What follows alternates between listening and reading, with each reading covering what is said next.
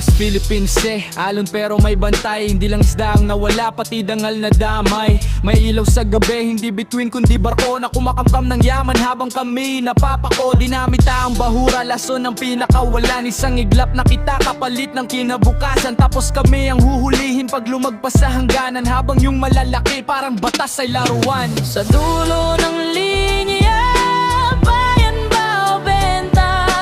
Bakit ang dagat namin parang inuupa na? Kung kami ang may-ari, bakit kami ang dayo?